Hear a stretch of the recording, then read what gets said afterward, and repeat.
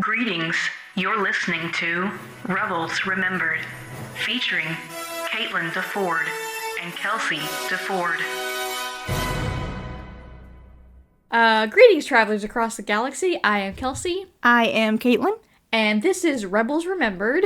And today we're talking about the very end of Season 3. So this is a two-part episode entitled Zero Hour. I can't talk today, I'm sorry. 0 Hour originally aired on March 25th, 2017. Synopsis from StarWars.com reads, in final preparations for the attack on Lothal, Phoenix Squadron's plans are disrupted when Grand Admiral Thrawn discovers their location. Spoiler alert. Part 1 was written by Stephen Melching, with Part 2 being written by Henry Gilroy and Matt Mischevitz, directed by Justin Ridge. Okay, a little bit of trivia on this episode. This episode marks the series debut of Imperial Death Troopers, a design first seen in Rogue One. Seen briefly in Secret Cargo, General Jan Dodonna makes his proper series debut in this episode. Of course, General Dodonna, he's been mentioned in the very first episode of the season. And we finally get him here. He is voiced by Michael Bell, who's been in the industry for a long time. Yes, very long time. A younger Bell can be heard in Star Wars A New Hope as the voice of Commander Willard in the original film. That's interesting. That is interesting. Shows how long he's been acting. Full circle, but also he's got a massive resume, I bet. Oh, I'm sure. He's very well known in voice acting circles.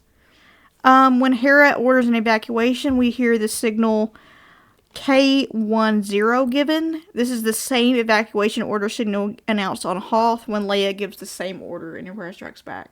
Okay. So, new information. Again, didn't know that. Didn't know that either.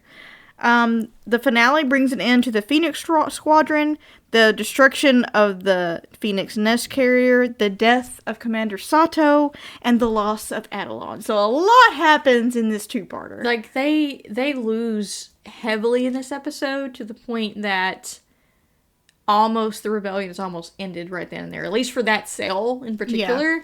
But for me, it was, besides Twilight of the Apprentice, which ended on a sour note with Kanan getting blinded, Ahsoka dying, and then, Ezra dealing with the trauma of that. Like, right. This was very heavily, like, I think one of the biggest losses in the entire series, the way this one ends. Yeah, and for me, like, for some reason, Twilight of the Apprentice, I don't know if it was the music or what, to me still seems more sour than this one. Okay. Because, I mean, yeah, it does suck the way this ends. Like, they lose a lot. But there's still a smidgen there of hope. A little bit. That they're literally hanging on to it by the nail beds, just barely grasping it. And I think that comes into play also what Kanan tells Ezra at the end of this episode. So, like, there's a little bit of hope. You just gotta keep on. I will say, I think at the end of this episode, though, the morale is definitely in the toilet. Definitely, yeah. And so it's like, yes, we were badly burned, scarred, just almost defeated, but we gotta keep moving on and for the good of the rebellion. Speaking of Dodonna, I did feel really bad for his unit in this. I mean, I felt bad for all of them, no offense. A lot of people, you saw so many ships just burning up. TIEs, cruisers, X-Wings, Y-Wings, all kinds of things, blowing up. Of course, they're piloted by people, or life forms, I guess.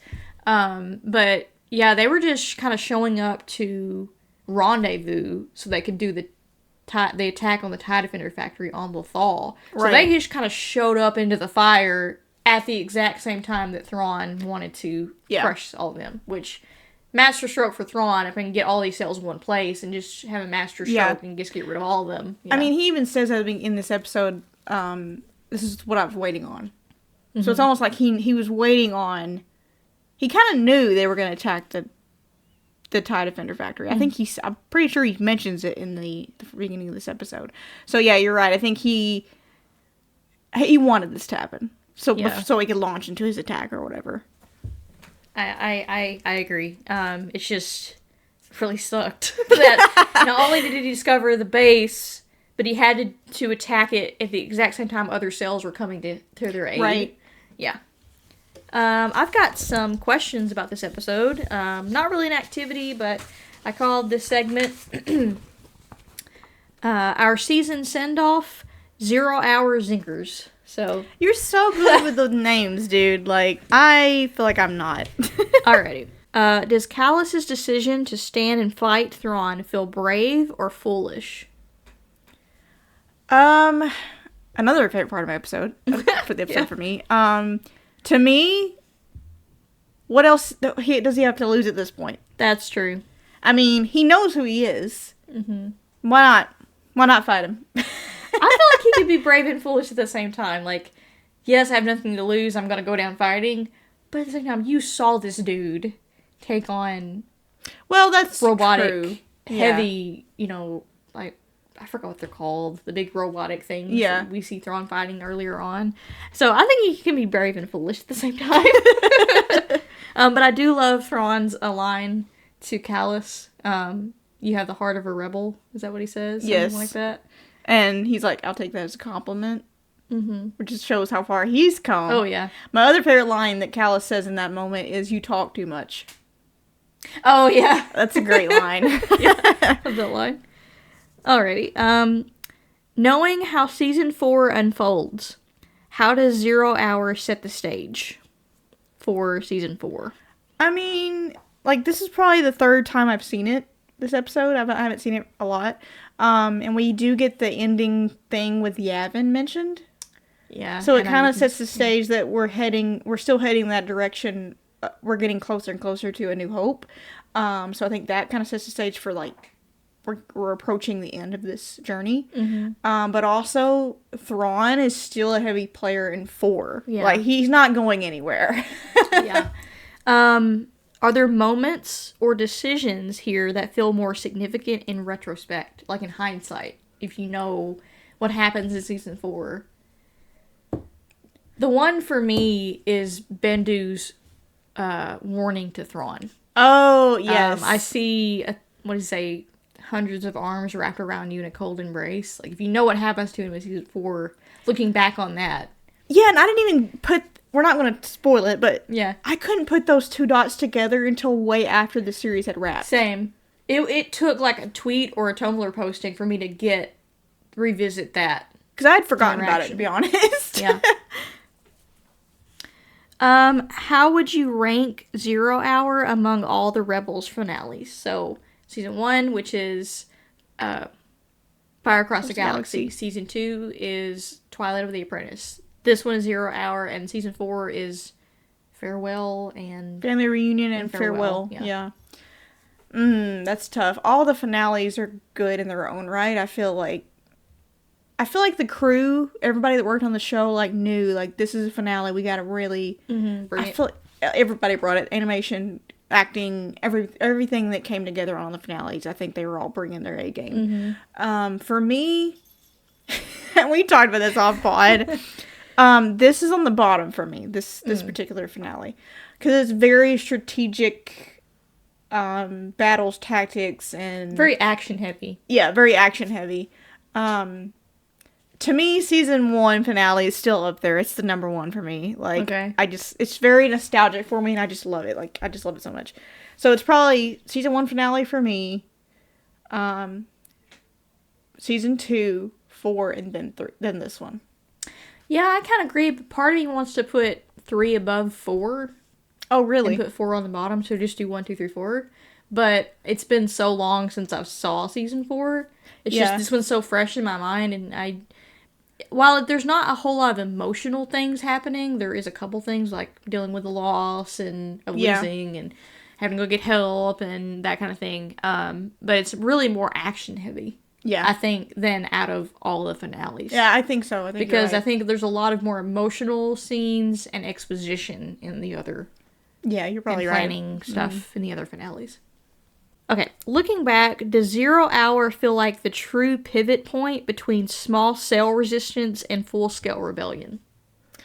That's a good question. I would say yes, because season 2, right when we started season 2, they still felt like they were a small rebellion to me. That's true, yeah. Even though they were with Sato and Ahsoka, it still felt small.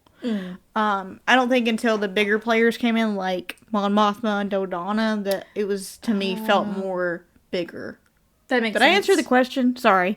Does Does it feel like a pivot point between small scale resistance and full scale? Definitely for 3. Yeah, I mean, they just lost a ton of people, but... Yeah, they were about to pivot to full scale rebellion. Yeah. And, like, a hit again. Yeah, I think the same.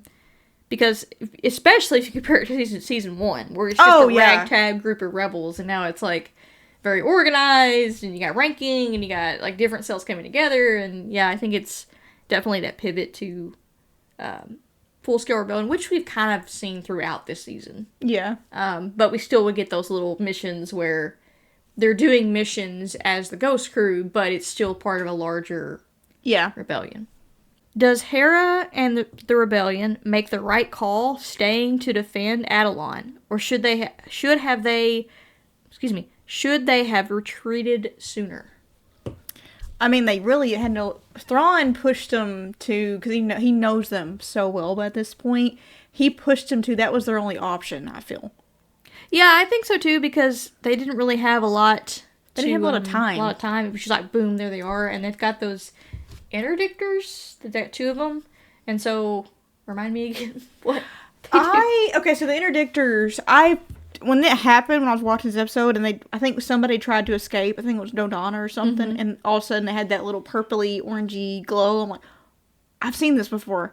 And they were pulled out of hyperspace. So the interdictor was first brought up in season 2, Stealth Strike. That's right. When Ezra and Sato couldn't get out of there. Yeah, because they tried to, and got pulled immediately back. So there's 2 of those. Yeah. So... Could they have retreated? Maybe if they had more warning. Like, we did get Callus's message kind of, he didn't finish it through, but it was like immediately after that they just showed up. They had no time. So they didn't really have a whole lot of time. And I know Hera was wanting to defend Atollon, but after a while it's kind of like you need to cut your losses, Yeah. Yeah. What are your thoughts on Thrawn's presence on the ground? This is sort of the first time we've seen him leading anybody on like a physical space. He's usually in his ship commanding people to do other things. To me, it was very, it was interesting. Like you said, we haven't really seen him as doing a ground assault and leading a ground assault. It's still intimidating. Still intimidating as hell, dude. Mm-hmm. Like, his presence to me didn't diminish any just because he's got boots on the ground. Okay, yeah. Do you think it felt more impactful that he was physically, near the rebel crew? Yeah, and also kind of eerie, because he does seem to have a reputation, I'll move the chess pieces, but I'm not one of them. So that makes it was sense, interesting that, and kind of creepy that he wanted to be there, because they weren't going to take prisoners. Yeah, well then he says something like, we'll try to take the rebel leaders alive. Yeah. But I don't think anybody was planning on coming alive. I think, yeah. But then it is kind of disturbing he wanted to be there to witness it. That's what I thought was kind of, if you think about it that way, it's kind of a little bit eerie. Yeah, and it's weird because we hear Hera say something like, oh, well, they're going to send people down here to do the dirty work, but Thrawn is with them. Yeah. So, yeah, that's kind of eerie. Do you think Hera and Thrawn are actually equals on the battlefield, or is one clearly in control until outside forces like Sato's sacrifice or Bendu shift the board? I mean, I love Hera, but like I said earlier, Thrawn's not a guy to play around with, and he studied her, and he studied her crew, and he studied the rebels, like this particular cell. Mm-hmm. So he's, unfortunately to me, has one-upped her. He what am I trying to say? One-ups the entire Rebel Alliance until Bendu is a force you cannot control. He's not a logical chess piece you can move or do anything with. So I think that's why that threw a monkey wrench in it. Sato did too, but to me, Sato's just tried to buy them more time. Yeah. But Bendu was something I think shifted the battle, because now you're dealing with something that can't die. Yeah. I mean, how do you fight something that can't die? Mm-hmm. Well, also, I think it was just a matter of numbers, too. Very outnumbered, and also you got these interdictors flying around. You got each cruiser has its own set of fleet of ties. And so I think the plan was to sort of have a sort of space battle and then just jump like they always do, but can't jump if those interdictors are in the way. Do you think Thrawn Thrawn was thrown off by Sato sacrificing himself and the other two guys that were with him? You can see that he is a little bit shocked. Even Callus is shocked. Of what he just did. But I think Thrawn's more frustrated because if Constantine had listened to him, that wouldn't have happened. Had to have happened. Yeah. So I think he's more frustrated than anything. Yeah. Do you think Ezra chooses to trust in others more in this episode rather than trying to solve things himself, as he often did earlier in the series? Definitely. I mean, he even contacts Mon Mothma for help. Oh yeah, that's true. And unfortunately, she basically says you're on your own. Yeah. In a way of speaking. In a manner of speaking, yeah. And it's also a matter of, do we want to risk the entire rebellion here? Yeah. You know, unfortunately, you have to make those really tough decisions sometimes. Is the rebellion worth one fleet? I think in Ezra's eyes, yes, it is worth it. Right. But, you know, in the bigger picture, like, you're going to be losing the entire rebellion, possibly, if you call in more troops, so to speak. Yeah. Also, we see him going back to Mandalore to pick up Sabine, and not only pick her up, but asked Mandalore for their help, which says a lot, especially considering how he was at the beginning of season 3. He wanted to take charge and do everything by himself, and he was very trusting of Hondo, and so I feel like in this episode he's not just overly trusting of people, but he's made the decisions of which person is going to have my back. Right. And if they don't, well, I'll deal with it when that comes to that. Right. Which the interaction he has with Sabine, I think we talked about off-pod when we watched it, when he is talking to, you know, Mandalore and Sabine's mom, and they're like, well, we've got bigger problems here, and he's like, okay, goodbye, Sabine. And he kind of, like, you know, walks away. And I was thinking, like, oh, he's really frustrated. And you were like, no, it's very possible that could be the last thing he ever says to her. I mean, there's a hidden meaning there. There could have been a hidden meaning there. Like, and you could tell she looks somber after he says it. Mm-hmm. Like, oh, he could die, and my ghost crew family could die. The rebellion could die. Like, yeah, to me, I think that's one of the reasons that she was like, nah, we have to help. And it says a lot for Ezra, too, thinking about season 1 Ezra. Oh, yeah. Like, even, I think, was it Tristan says, no, is it Tristan or Finn Rao says, you might as well just cut your losses and go back home, you know? Mm-hmm. He's like, no, I'm not going to do that. This is the family that took me in and, you know, rescued me multiple times. I've rescued them. But yeah, it's got some cojones for being like, if you want to help me, I'll just go right back. You know, like, and do what? I mean, yeah, that's he could have just left, like, fled somewhere else. But. Yeah, but I mean, Hera even gave him both Ezra and Kanan to go find help, and so that was sort of honoring his word to Hera. Like, I'm gonna look for it. I may not find it. I'll come right back. But this is kind of a funny one. If Thrawn had a How to Deal with Rebels handbook, which page do you think he would dog ear after today? That's a great question, and I don't have an answer. If he wrote a How to Deal with Rebels handbook, which page would be dog-eared after this battle? Yeah. What is a Bendu? I mean, that's a pretty good one, yeah. I don't think it would be in there, but, like... That was one of the few times, I think I mentioned this to you, that I saw him actually being unnerved by that interaction. Not just his warning, because he kind of, like, shifts his eyes around, like, what is he talking about? But after he disappears, he's completely floored by that. I mean, he's inquisitive by nature. That's who Thrawn is. He even asks, what are you? Yeah, that's true. He's very curious. Then when he disappears, it's like, I don't know how to handle this. Mm-hmm. Because logically, like, when Kanan was, you know, kind of, like, looking around at the clouds, and he's like, are you afraid of the storm, Jedi? Like, why there's nothing to be afraid of lightning. He's like, yeah, you should be. He's like, I don't understand what that means. Until later he finds out. He finds out. Yeah, what is a Bendu? Like, he's just gonna look up a bunch of forced mysticism from this point forward. You might look up, like, after this battle, just look more into the Force and creatures, and... I can actually see him doing that, yeah. What was that thing that disappeared after I shot at it? Like, I don't understand. Like, expect the unexpected, I think. That's a good one. Because I can't spoil it, but there's something that Ezra does in season 4 that I don't think he was expecting that to happen. Well, even Callus told him, I've been in your place before, and something always, like you said, expected. He's like, well, I know what I'm doing. I'm not like you. I've watched them. Something unexpected happens. Yep. I think it's for him. He does come across as, or he can come across as arrogant. Yeah. Which, pride before fall, you think you got all the cards and really something could pop up that you weren't expecting. Mm-hmm. And I don't think he's not used to the unexpected. No. I mean, he has it in his head how things are going to play out. Mm-hmm. Yeah. Last question. If the Ghost crew had a group chat during this battle, what would everyone send in it?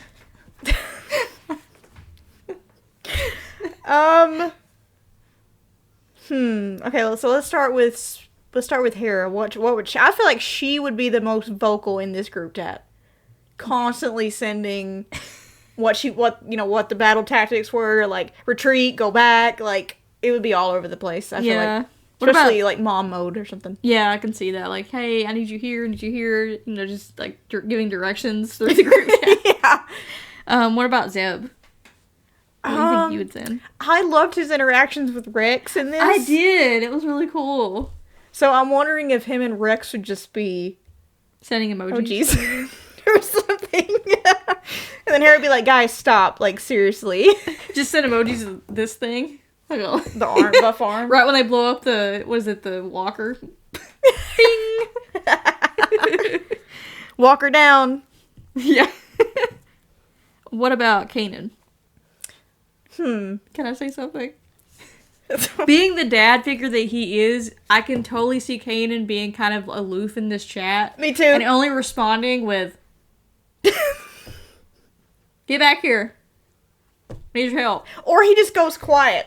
Yeah, or that. He was dealing with Bendu at the time. And then Hera's like, where are you? Nothing. You need to get back here. Nothing. Like, and after he gets blown off the scooter, bing.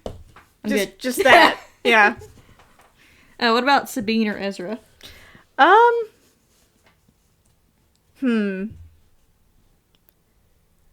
feel like it would be really sweet if, like,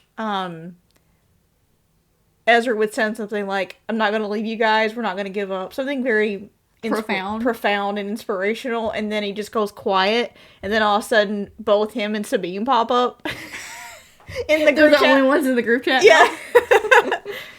What do you think of this episode? What'd you rate it? Overall, I didn't want to do part by part, so I just kind of did it overall. I gave it a 7 out of 10. Mm-hmm. Originally, when this episode aired, I was not a fan. I don't know why, though. I think it was just so action heavy. I don't know. Got weary of it, or I saw something shiny and zoned out. I don't know what my brain was doing during it. But, yeah, 7 out of 10 for me. I gave it an 8 out of 10 just because of the visuals alone in this episode are pretty dang good. All the explosions. You got Ezra and the Mandalorians, like, on the side of the interdictor while stuff's blowing up around them. You got, the twirling camera of the ghost. The lightning storm. The lightning storm in itself, how that's lit. The shield, seeing when the beams hit it and bouncing off, and you see kind of the light and hair reflecting Hera's face. Like, so a lot of the visuals in this episode, I think, are really good. Although my favorite parts of the episode would have to be the interaction between Kanan and Bendu. Yes. In particular, because I think it calls back to his past as being in the middle and not wanting to be neutral, but understanding you have the power to do something, you should do it. And props to Freddie Prinze Jr.'s performance for that. Mm-hmm. The way he delivered that was really good, I thought. Yeah, I think so too. Seeing Ezra go back for Sabine and get help there. Just seeing Thrawn and Hera battling it out on, metaphorical board of chess. Is always really interesting. If I had to pick at something, it would be some of the flight battles. I think for me in part 1 were a little bit weary after a while because it was just so much action. Yeah. And so finally when we kind of took a breather per se and went to the ground, I was like more interested because it was like we took a break from, firing and things blowing up and it being very terrible, I guess. Yeah. Yeah. For me, I really like the small moments of our ghost crew, like the stuff with Rex and Zeb. Zeb. I liked the little things with like the beginning with Ezra and Kanan. They have a little moment of That's true. Yeah. which to me resonates still. Is he's like, I have nothing left to teach you. He's like, no, I mean about life, about being a good person, kind of like a parent situation where you're always learning. Yep. You never stop learning from your parents or from really anything, really. Mm-hmm. And also the line with Hera and Kanan, looks like the family's bad together. Let's try to keep it that way. Yeah. Like those little moments showing the Ghost crew as a unit. Mm-hmm. Because still understanding, like, what I think Rebels does a very good job at is understanding, like, yes, this is about the building of the rebellion. But at its heart, it's still about these core characters and the family they've created. Yeah. In the midst of the chaos. We just happen to be fighting a rebellion, Yeah. Anything else? Can't believe we made it. We made it through I know. season 3. Callus has joined the team. Callus has joined the Oh, party. yes, Callus. He stole my heart in this episode. I know. And then he floating around in the escape pod. Yeah. That would be terrifying. Like, And he immediately calls them. Because he knows they will probably rescue him. and just seeing his interaction with Kanan, like him saying, thank you, Kanan. He, like, puts a hand on his shoulder. He's like, yeah, good job. Thank you for risking everything. And very different from the Empire. Very, very different. Very, very different. From the get-go. Yep.